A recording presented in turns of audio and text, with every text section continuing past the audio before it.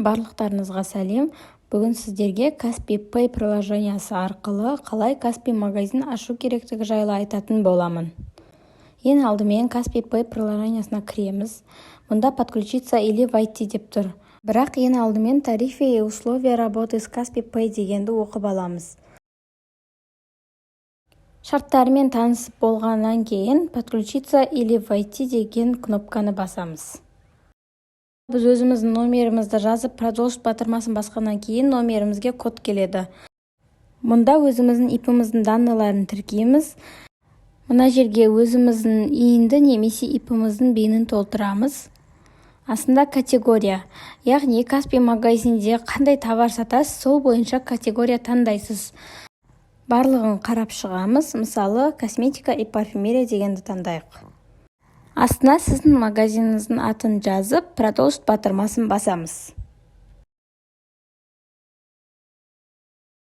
Фотоверификация өткеннен кейін бізде онлайн қол қоюға мынадай документтер шығады, яғни заявление на открытие счета, анкета, договор с ТО Kaspi Pay, договор с ТО Kaspi магазин.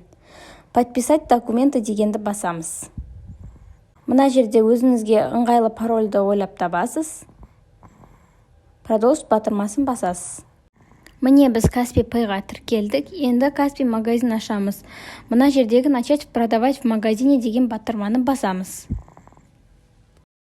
Мына жерде бізге Kaspi магазинде жұмыс жасаудың преимуществолар, условиялар және доставкалар туралы жазылған, барлығын міндетті түрде мұқият оқып шығамыз.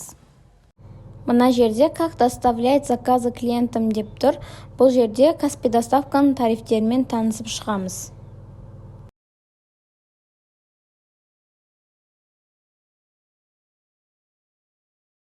Ары қарай начать продавать в магазине дегенді басамыз. Міне, ваша заявка находится в обработке деп тұр. Бұндай жағдайда біз күтеміз. Кейде Kaspi магазинге бірден тіркелінеді, кейде біраз уақыт күтуге тура келеді. Қазір Kaspi магазинді толық түсіндіретін боламын. Кіреміз. Бұл жерде ең алдымен біз Kaspi магазиндегі доставкаға настройки жасау керекпіз. Жалпы Kaspi доставканың екі түрі бар. Біріншісі, егер заказ сіздің қалаңыздан түскен болса, өзіңіз апарып бересіз. Ал екіншісі, Kaspi доставка арқылы, яғни складқа товар жеткізіп бересіз. Одан кейін затыңыз Kaspi доставка арқылы басқа қалаға баратын болады. Бірінші, подключить свою доставку деп тұр. Міне күнделікті понедельник, воскресенье күндерінің арасы белгіленген. Бұл жерде сіз воскресенье күні демалысқа бассаңыз да болады. Негізінде мен сіздерге беретін кеңесім қосып қойғандарыңыз дұрыс. Сохранить. Енді мына жерде смогу доставлять день получения заказа при получении заказа до 11:00 деп тұр. Яғни, егер заказ сізге бүгін сағат 11:00-ге дейін түскен болса, бүгін доставка жасап бересіз. Ал егер 11:00-ден кейін түскен болса, ертең доставка жасап бересіз.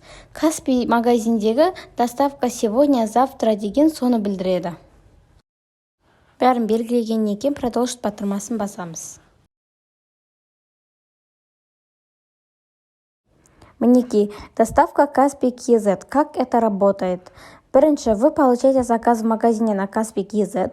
Екінші, вы привозите товары в пункты приема Kaspi KZ, яғни товарды өзіңіздің қалаңыздағы складқа апарып бересіз. Үшінші, мы доставляем заказы клиентам по всему Казахстану. Я согласен продолжить. Мына жерде, у вас есть магазин, в котором клиенты смогут забирать свои заказы деп сізден сұрап тұр. Егер магазиніңіз болса, я деп белгілейсіз, болмаса жоқ деп белгілейсіз. Таңдағаннан кейін продолжить батырмасын басамыз.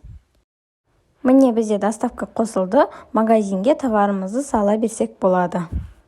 Kaspi магазинге қалай товар салу керектігін, қалай баға қою керектігін келесі видеода бөлісетін боламын.